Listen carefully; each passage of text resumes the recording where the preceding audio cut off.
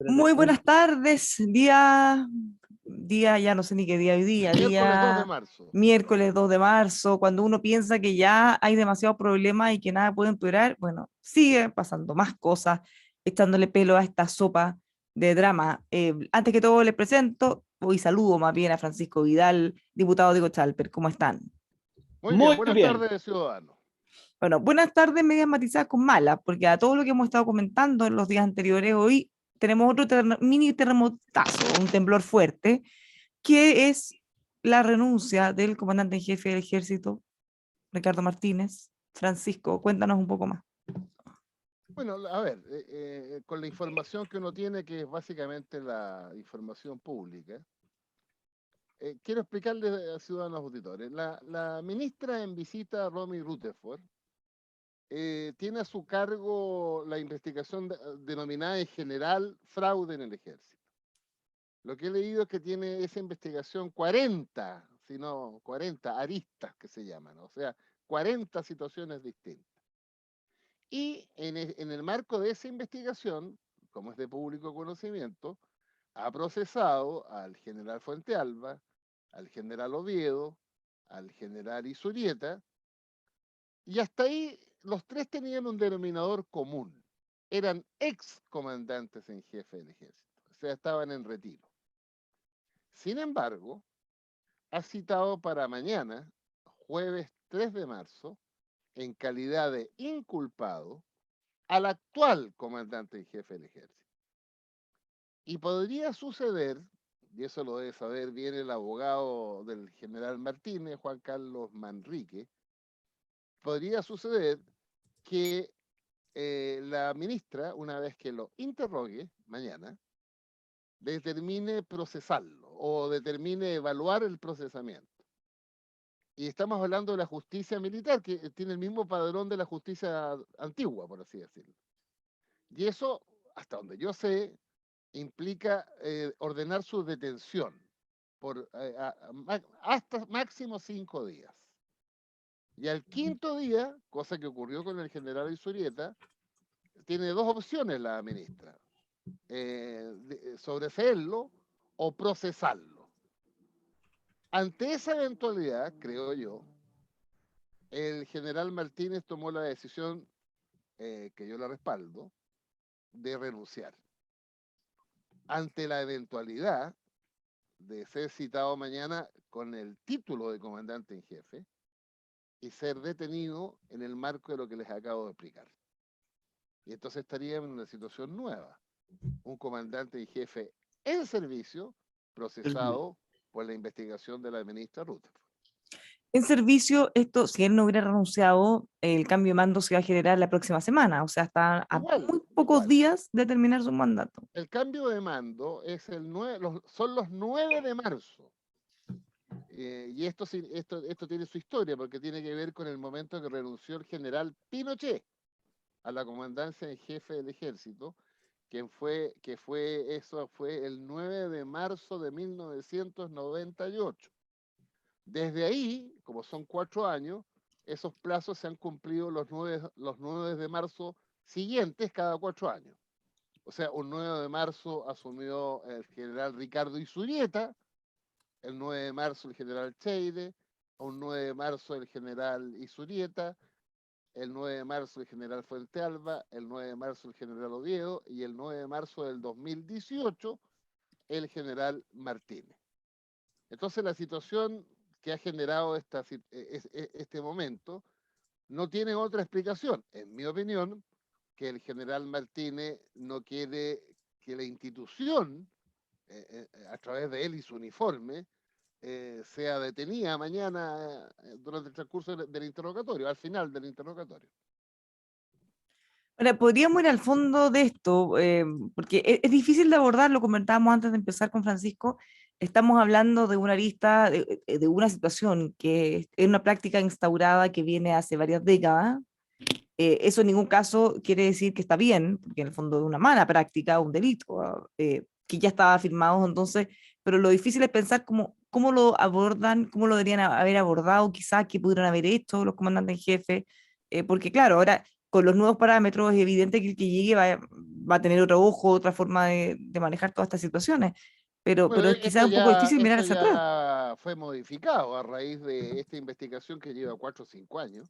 Esto ya fue modificado, no sé si por, a ver, no sé si por el ministro Espina o el ministro Burgo o ministro Sí, Gómez. pero o sea, esto en particular sí, pero me refiero a cualquier otra cosa que pudiera tener un saborcillo a esto, claro, ya tienen otra perspectiva de mirarlo.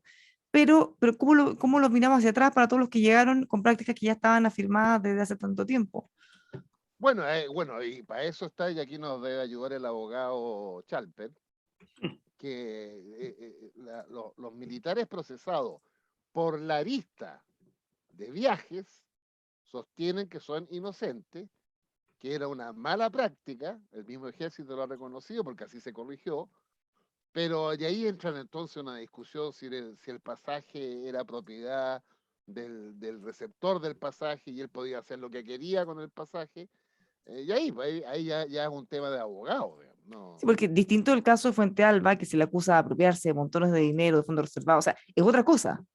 Sí, no, Eh, pero espérate un poquito, o sea, aquí todos los que han sido acusados hasta ahora sostienen que son inocentes. Y por eso es que es tan importante reiterar, que ha sido nuestra línea editorial, la presunción de inocencia. hasta que la Eh, justicia y no otro diga lo contrario. y ojo, y la justicia en última instancia, que es la Corte Suprema. O sea, para centrarme en los comandantes y jefes, tanto, fíjense bien, el general Cheire por un tema distinto, derechos humanos, caravana de la muerte, octubre del 73, regimiento en La Serena. El general Fuente Alba, el general Oviedo, el general Isurieta y eventualmente mañana el general Martínez, son procesados, son acusados, pero ahí vendrán las defensas, apelarán seguramente en su minuto la Corte Marcial, después en su minuto eventualmente la Corte Suprema, porque así es el proceso. Entonces, como yo tantas veces le contaba a usted y a nuestros auditores, yo aprendí a punta de chacacazo, ni más ni menos siendo vocero de gobierno del presidente Lago, aprendí, pero con letra de fuego, a no pronunciarme antes de que falle la justicia, incluso en su elemento final. Yo cometí el error de acusar a Patricio Tombolini y fue absuelto por la Corte Suprema. Cometí el error de sospechar de Jovino Novoa en el caso Gemita Bueno, completamente inocente. Incluso un caso mucho menos conocido, ¿eh? Pero que además coincidía que era un compañero de curso mío de la escuela militar, el general Gonzalo Santelice, que fue sacado del ejército, se le pidió la renuncia por ahí por enero, febrero del 2008, bueno, por un tema también de la caravana de la muerte, y salió completamente sobreseído. Esas tres experiencias me llevan a mí a jamás públicamente emitir un juicio absolutorio o condenatorio de alguien que está procesado. Bueno, eso afortunadamente ha sido una máxima de este programa como uno de nuestros 10 mandamientos. Toda persona es inocente hasta que se muestre lo contrario, porque es súper fácil sumarse a los coros, sobre todo acuérdense cuando estaban de moda estos juicios o acusaciones de abusos, acoso sexual en la prensa, o de distintas ¡Uf! cosas que son cosas muy graves, Claro. pero finalmente, más allá del respeto que se le merecen todas las personas que hacen sus denuncias, los canales son la justicia. No, sí. Ese es el canal y por el cual nosotros tenemos que mirar si alguien también es inocente o culpable. Además, por resguardo de todos nosotros mismos, en el fondo. Y hay otro tema que Diego también nos puede ayudar, es que la justicia militar funciona con los criterios de la justicia anterior. Es decir, la misma persona investiga Claro. y acusa. Juez Y tan instructor y juez claro. claro, ¿te fijas? Si esto ocurriera hoy día, el fiscal te investiga, pero es el tribunal oral en lo penal o el juez de garantía que te dice sí o no. Po. O sea, está separado el rol, uno de investigar y otro de juzgar y de condenar o de absolver. En el caso de la justicia tradicional, que en este caso, la misma persona que investiga te acusa. Sí. ¿Correcto, Chalper? Tal cual. Ya. Mira, yo la verdad que tengo re poco que agregar a lo que ha dicho Pancho. Creo que la decisión obviamente responde a que, entiendo, no le reagendaron un interrogatorio de manera tal de que el interrogatorio se pudiera haber dado con posterioridad al cambio de mando, ¿no? Entonces no quería Claro. generar una situación compleja de que se le pudiera detener en circunstancias que pudieran complicar al nuevo comandante en jefe. O sea, obviamente que todas estas cosas, yo me imagino que a Pancho le debe pasar también. Las Fuerzas Armadas es una institución del Estado de Chile, no es una institución ni del gobierno 1 ni del gobierno 2. Claro. Nosotros en algún minuto todos tenemos que trabajar para que las Fuerzas Armadas sean motivo de unidad en el país, no motivo de división. Entonces, todos estos temas al final a mí me dan mucha pena. Yo tengo que reconocerles que me pega de cerca porque tengo, digamos, un tío muy querido mío pertenece y perteneció, que en paz descanse, a la familia militar. Entonces, todas estas cosas que afectan a las Fuerzas Armadas y al Ejército para mí no son fáciles. Entonces, en lo emocional, si usted quiere, una pena, una lástima que estas cosas, porque al final, lo hemos hablado tantas veces con Pancho, la gente no distingue. Si un parlamentario hace algo, el Congreso, si te fijas, entonces, aquí estamos hablando del comandante en jefe, ¿cierto? Pero al final del día, esta cosa tiende a irradiarse, ¿no? Una pena por la institución, obviamente. Yo creo que la decisión, como lo dice la Bárbara, es correcta en el sentido de que no se podía exponer a la situación de que se fuera objeto de una medida de privación de libertad, aunque fuera transitoria, en la víspera o eventualmente en la misma actividad de cambio de mando. Y bueno, obviamente está la discusión que plantea Pancho respecto de las garantías procesales que ofrece la justicia militar, porque uno podrá tener críticas del nuevo proceso penal, pero tiene una gran virtud, que es que separa la investigación del juicio. Normalmente lo que ocurría es que en la antigua justicia el que dictaba el autoprocesamiento, es decir, adquiría presunción fundada de participación y comisión, terminaba confirmando. O sea, era muy difícil que la misma persona que un par de meses antes había formado la convicción presuntiva de la comisión de un delito, un par de meses después nos dijera, no, mira, sabes que en estos 3 meses era muy raro. Entonces, son las discusiones que vamos a tener en los próximos años, ya que estamos en una etapa como de replantearnos cosas. Aquí hay una cuestión interesante que replantearse desde las garantías procesales. Ahora, y otro Pero dato que bueno, está en el diario hoy día, en el Mercurio, para ser exacto, por parte del abogado defensor del general Martínez, es que la citación para mañana tiene una circunstancia. No sé si se la leyeron bien. Sí, y es que Y es ella también que, podría ser removida de este caso. Justamente te quería claro, preguntar por eso también. ¿Qué pasa con claro, eso? Porque porque ella está liderando investigaciones hace harto rato. sí, lo que pasa es que ahí también nos puede ayudar el abogado Chalper, pero que ahí sí no, que pero yo me pierdo. Y es yo, que ahí estamos hablando de una cosa bien específica de la justicia militar, Vidal, que para que sepan los abogados que estudian justicia militar tienen que hacerlo con un programa especial. O sea, no es parte del currículum ya. básico. Nosotros en la clase de Derecho Procesal nos mencionan las reglas comunes, pero tú no sales de la facultad sabiendo de justicia militar, para que lo sepan los que nos están escuchando, porque es un Ya, mundo. pero en el caso que estamos hablando, creo que hoy o mañana, una sala del Tribunal Constitucional admitió, no sé cómo se llama esto, un recurso de la defensa del general Fuente Alba. Y ese recurso, y ahí hasta ahí yo me pierdo, sostiene que es inconstitucional la existencia de un ministro en visita. En este caso, refiriéndose a la ministra Rutherford, obviamente. Sí, Entonces bueno. podría suceder, dice en el diario, que si esa sala del Tribunal Constitucional dice hasta aquí llegamos, mientras vamos al fondo, se paraliza el proceso, el otro. Mira, esto es súper interesante. Una de las innovaciones del año 2005 que nunca ha sido muy vistosa en la llamada reforma del Lago ¿Ya? fue la existencia de lo que se llama, todos hablan del recurso de inaplicabilidad, pero en realidad es una acción que busca que para un juicio concreto no sea aplicable una norma por estimarse inconstitucional. Eso antes lo resolvía el Tribunal Superior del que estaba conociendo, el 2005 se radica en el TC y efectivamente suspende la tramitación del juicio. Y eso es bien interesante porque si una norma es declarada inaplicable, después se puede levantar lo que se llama el juicio de, en el fondo, derogación. La norma se puede dejar sin efecto. Esto fue bien potente, paréntesis de 10 segundos, para el artículo 38 ter de la ley de ISAPRE, que es un juicio famosísimo del TC, que ¿Ya? decretó inaplicable e inconstitucional la alza unilateral de los precios de la ISAPRE. Y eso fue un fallo que parte en un juicio individual con una ISAPRE, se levanta el TC y el TC termina fallando, reconociendo que no es propio del derecho a la seguridad social el que las ISAPRES puedan subir unilateralmente sus precios. ¿Qué tal? Y eso ha hecho que mucha gente hoy día, muchos abogados, tú te fijas que te dicen, te subieron el precio de la ISAPRE, yo te defiendo.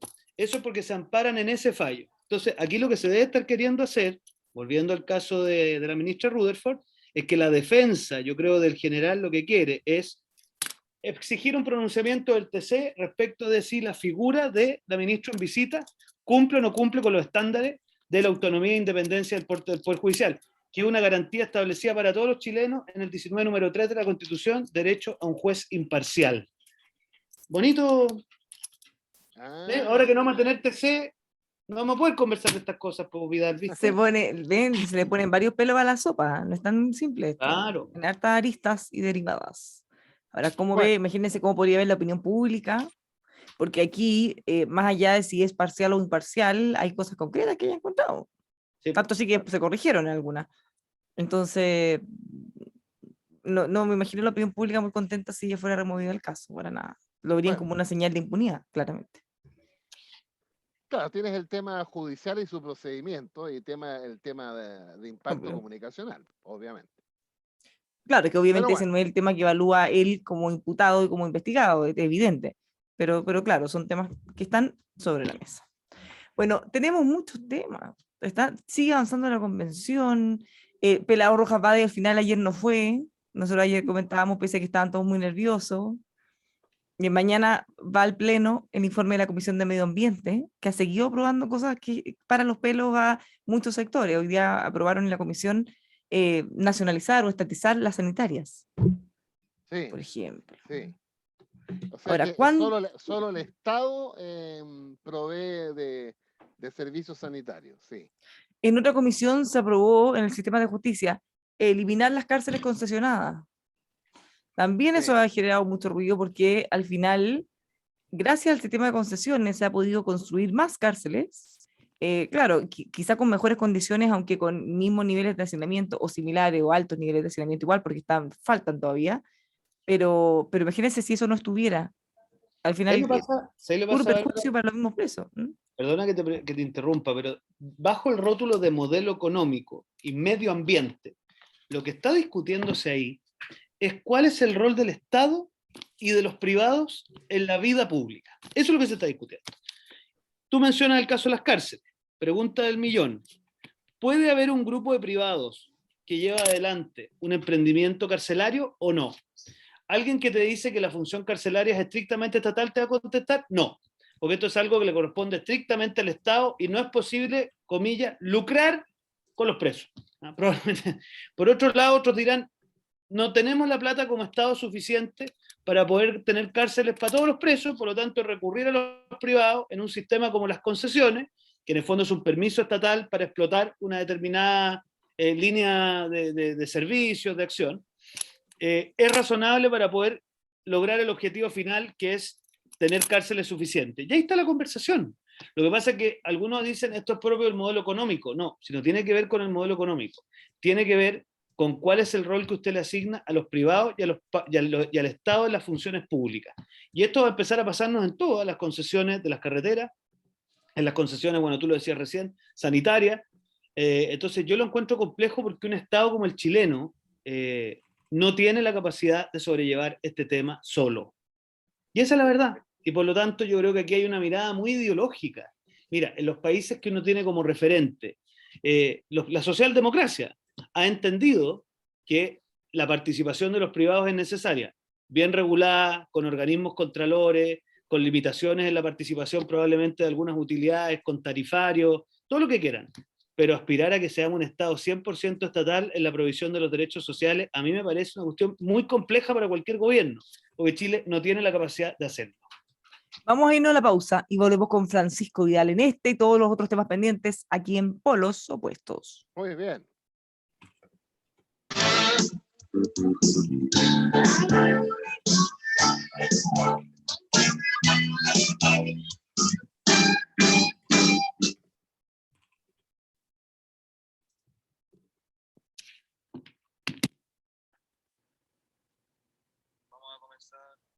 Vamos a comenzar ahora el segundo bloque. Ya. Está quemado de cara Vidal, ¿ah? Parece que le hizo bien el sol. Hay como bronceado. Porque se ve coloradito. Es que como me muevo mucho en el patio, ¿Y no te da calor con ese audífono? sí. Te debieras dar, po.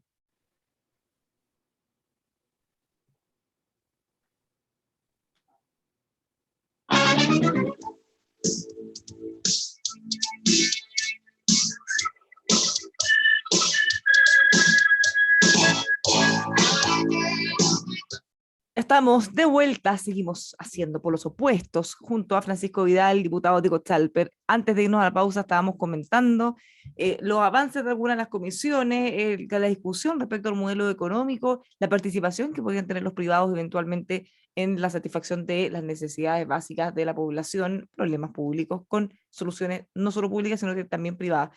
Francisco Vidal. Bueno, que el tema planteado por esta comisión, ojo, una vez más, ciudadano, este es un tema en la comisión, tiene que pasar al pleno, lograr los 2/3 y ahí uno puede ya con más profundidad ver el planteamiento. Pero el tema que está planteado es profundamente ideológico. Es decir, los derechos sociales o los principales bienes de accesibilidad a la gente, ¿pueden ser planteados por privado o solamente es el Estado? Y ahí hay un debate. Claro. En el caso de Chile, este debate empezó con las concesiones en las carreteras, después siguió con las concesiones en los hospitales, después siguió con las concesiones en las cárceles, para hablar de los 3 aspectos más fundamentales. Y la lógica, yo recuerdo el caso de las carreteras, porque fue en el gobierno del presidente Lago, antes incluso, en el gobierno del presidente Frei Ruiz-Tagle, donde el presidente Lago era el ministro de Obras Públicas. Y más de alguna vez le escuché al presidente el siguiente argumento. Además me acuerdo de algunas cifras. Voy a subir. El presupuesto de obras públicas en vialidad, es decir, el que hace carretera y mantiene carretera, era, supongamos, $1.000 millones, el presupuesto. 700 millones se iban en la mantención de las carreteras. Es impresionante. ¿Ya? O sea, quedaban 300 solamente para nuevas carreteras. Entonces, la lógica de la concesión era la siguiente. Abramos al sector privado para que construya carreteras con plata privada y se resarce de su inversión con su Se recupera, porque rezarse es un concepto muy, muy sofisticado. Se recupera con un arriendo de esa concesión que en el caso de las carreteras era por 23 años. Entonces, se liberan ¿se acuerdan que les dije hace 2 minutos que había 1.000 millones para hacer camino? Se liberan los 700 millones que antes se recurrían para mantención y se pueden hacer ya no 300 millones para carreteras, sino que 1.000 millones para carreteras nuevas. Con 2 beneficios adicionales, perdóname que te interrumpa. Primero, gravar tributariamente a esa empresa por su impuesto a la renta, 1. Y 2, gravar al usuario con un porcentaje de su pasaje, con el impuesto al valor agregado o lo que sea, ¿te fijas? Entonces, claro. era una lógica que no era, o sea, era como bien navilosa, digamos. Bueno, esa es la lógica, ciudadano auditor, de la concesión. O sea, darle al sector privado ciertas tareas para liberar recursos del Estado, para que esos recursos liberados estén en otras materias. ¿Cuál es el drama de la concesión, pues, Pancho? No, el drama de la concesión es que el usuario paga, pues. Claro, que el usuario paga. O sea, en el caso de los hospitales, eso va en los contratos de la concesionaria, que se hace cargo de la administración del hospital y de los servicios al hospital. ¿Ya? En el caso de las cárceles, lo mismo. ¿Ya? Entonces, el debate de fondo es, estas actividades esenciales, ¿solo el Estado o el Estado y el sector privado? Ya, pero es que ahí también hay que hacer una distinción, porque en el caso de los hospitales, por ejemplo, y también en las cárceles, una cosa es concesionar la construcción, la infraestructura, el fierro, claro, y otra la administración. Y en el caso de los hospitales, la parte de la administración fue de las más críticas, porque por distintas razones. No es llegar y conocer cómo funciona un hospital, cuáles son las necesidades. Quizá en eso pueden ser más eficientes comunidades médicas o eventualmente las mismas concesionarias, no lo sé. Pero es Yo una te digo, discusión, ¿cierto? Bárbara, te digo Pero cuál es el problema, perdona que te interrumpa porque es re importante. En los hospitales la polémica siempre se da con la FENATS, porque si esto se entrega en concesión, el régimen laboral para el personal administrativo deja de ser el estatuto administrativo. bueno, ahí está, pues. Ahí Claro, está. hay Y eso es lo intereses que lo hace, creados también. y eso es lo que lo hace tan distinto de la situación de las carreteras, porque la carretera al final el drama es cuánto pagáis tú de peaje. Ese es el drama al final y la eterna pelea que la concesionaria era el contrato 25, pero después se lo renuevan ya. En cambio, en los hospitales, y también me imagino en las cárceles, el hospital lo conozco más de cerca, el drama de la concesión administrativa es que lo permite, porque desafortunadamente los recursos son limitados y eso libera recursos, pero suele tener problemas porque se traduce en que las personas que están ahí no se benefician del estatuto administrativo. Entonces están sujetos al código laboral, como están sujetos la inmensa mayoría de los trabajadores, con la fragilidad de la no inamovilidad y la falta de beneficios que tiene el estatuto administrativo. Entonces, hago el punto para que lo sepan nuestros auditores, que ahí está el corazón de la milanesa con las concesiones de los hospitales. Bueno, Por eso que ahí este es un está. debate de fondo, porque básicamente cómo presta los servicios del Estado. Ya, pero por eso, ese era uno y el otro tiene que ver con la construcción, con los fierros. Ahora, más allá de lo que la gente planee o que lo que ellos sean, porque uno puede decir en el abstracto, no, que nadie lucre con el Estado, que todo lo pueda proveer el gobierno, el Estado. Ya, pero entonces, ¿qué significa eso? En el caso de los hospitales, si no hay concesiones, significa que no se pueden construir hospitales. Entonces, acá la elección no es la construye el Estado o la construye los privados, es o lo construye los privados o no lo construye nadie, hasta mucho tiempo más. Esa es la verdadera Claro, disyuntiva, esa es como la la contradicción verdadera. principal, Ujú. claro. Porque ¿con qué plata vamos a financiar las pensiones, a aumentar los sueldos? O sea, hay 18.000 cosas en la lista. Y si le empezamos a agregar la plata para los hospitales, para construir cárceles, y para agrandar y actualizar las carreteras, ya, o sea, no hay ni una forma, ni con 40 Ahora, reformas tributarias les va a oye, alcanzar. pero mira, sigamos avanzando. Derecho a la vivienda. ¿Qué es el derecho a la vivienda al final, Bárbara? Son subsidios habitacionales que los tramitan EGIs privadas, muchas de ellas, y las ejecutan constructoras privadas. ¿Va a ser el mismo predicamento? Hablemos de la educación. En la educación tuvimos una discusión tremendamente potente respecto de los colegios particulares subvencionados, que hay toda una disputa de que algunos lucraban y eran medios chantas porque eran dueños del terreno y todo lo que tú quieras. Pero la lógica que había detrás de la subvención a un colegio privado era que el Estado por sí solo no era capaz de llegar a todos los rincones y por lo tanto valía la pena decirle a un grupo de profesores o un grupo de personas que se agruparan y como la plata no daba porque los usuarios no podían pagar un arancel que permitiera sostener los gastos, había una subvención complementaria. Y así nos vamos a encontrar en cada uno de los temas.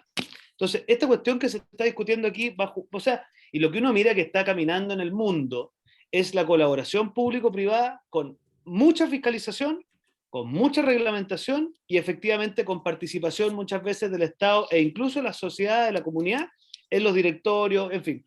Pero no terminar con la participación privada. Entonces yo aquí creo que hay un desafío para la centro derecha de explicarlo bien y de la centro izquierda para tratar de jugarse por lo que se está estilando hacer en los países que tenemos como referente, en lo que uno mira como países referentes.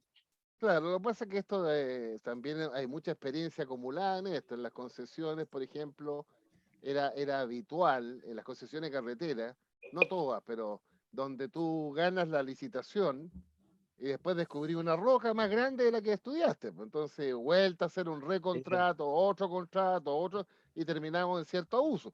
Bueno, es lo que pasa hoy día con el aeropuerto, pues. Es verdad. No, eso Están también es en cierto. pugna con el Estado.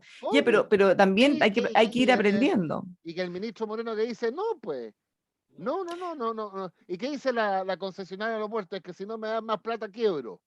¿Qué dice el ministro Moreno? No, pues, usted compitió y ganó en esta cuadratura. Claro, ¿Qué lo que dice pasa es la que hubo, concesionaria? Es que no sabíamos que iba a haber pandemia. claro, hubo una pandemia que destruyó toda la planificación. Pero Francisco, tú bien sabes, por la época también, por el presidente Lago, que empezaron a implementarse fuertemente las concesiones, al principio, ya estamos hablando de décadas atrás, cuando tú planteas un negocio, invitas a inversionistas a que inviertan a muy largo plazo, porque una concesión implica al menos 20, 30 años. Entonces, Sí.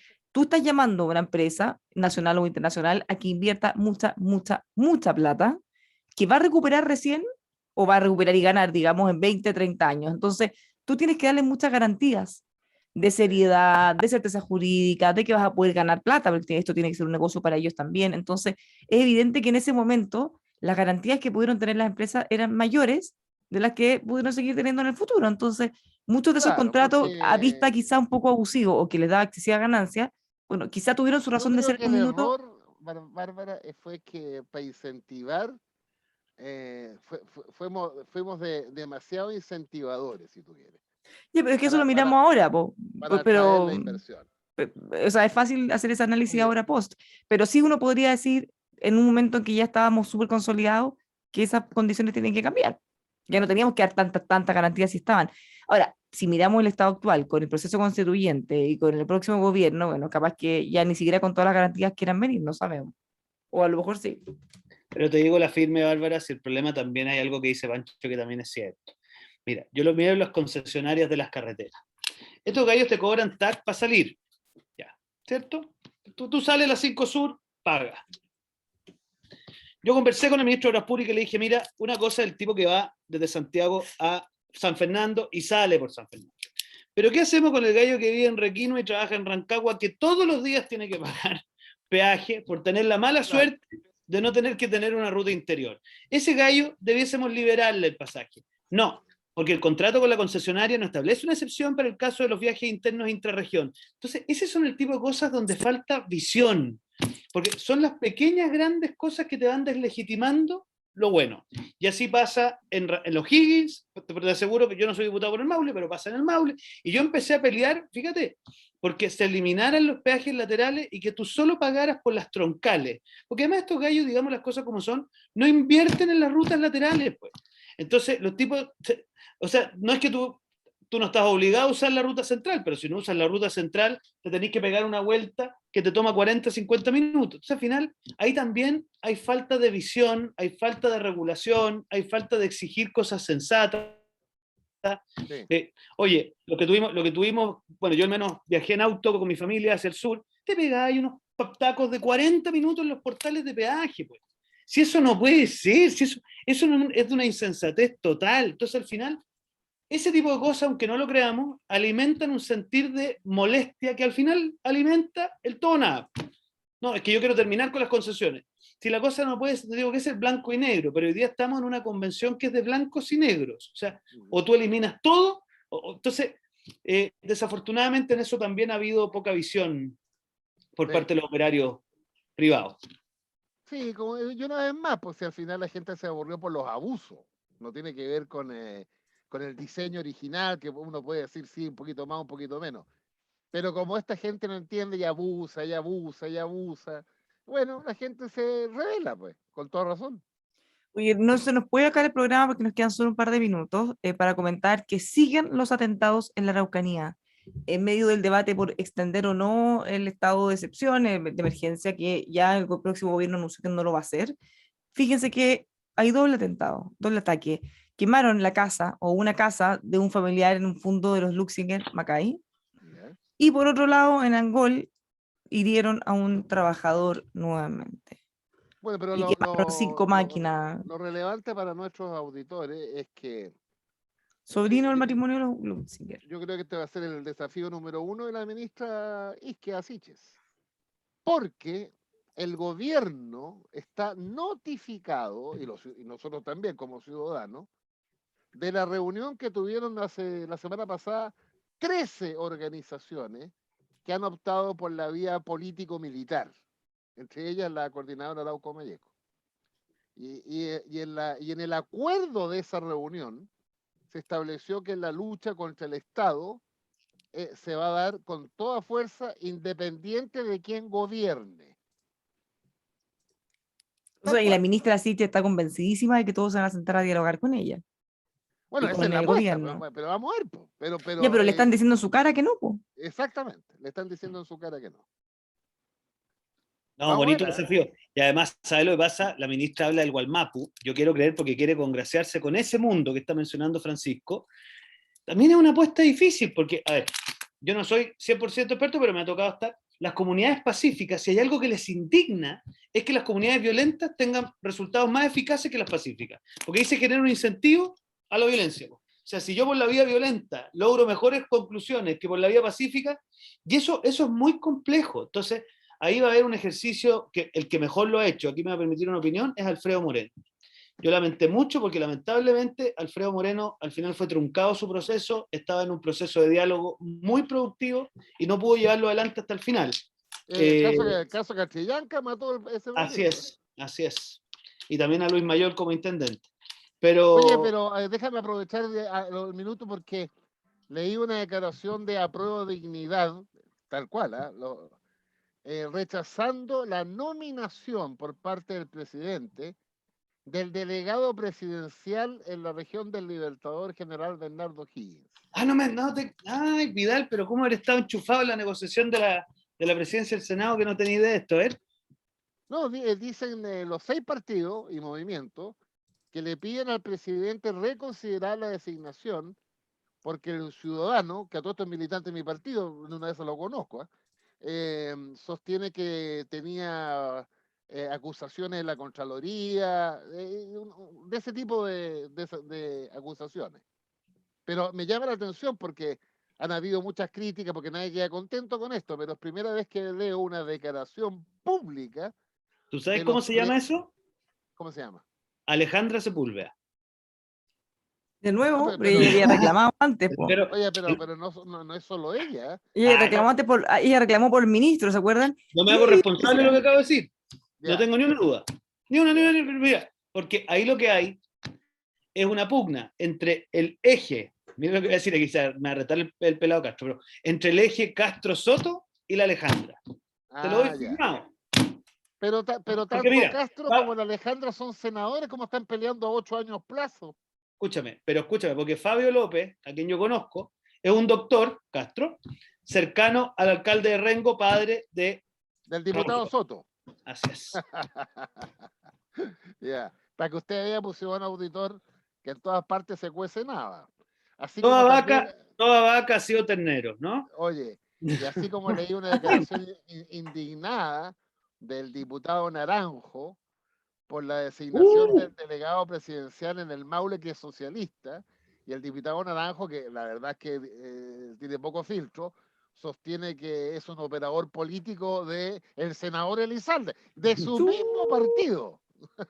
Oye, el Partido Socialista ha estado bravo, porque acuérdense que han salido con garras a defender el Senado, amenazando de una manera un poco velada al presidente Boric que no le van a aprobar su proyecto, cómo va a sacar su agenda si en el fondo los quiere eliminar. Pero ahora... Mañana podríamos explicarle a nuestros auditores, hay muchos temas, pero el tema de lo que ha ocurrido con la existencia o inexistencia de 2 cámaras, porque eso ha ido cambiando. Ha ido cambiando. Hoy día conversé con Jaime Baza de eso, así que mañana les puedo dar hartas generó novedades. Además una tensión adicional entre el Partido Comunista y el Frente Amplio. Y porque además se metió por los palos la UDI y le aprobaron indicaciones contra todo pronóstico en tema crucial. Mañana le comentamos en detalle. Ahora nos vamos. Yo igual me alegro que el gobierno de Boric no haya cuoteo político. Si eso es lo mejor, es un gobierno sin cuoteo político. Un abrazo. Hasta mañana. Que tengan todos una muy buena tarde. Gracias por acompañarnos. Chao, chao. Chao.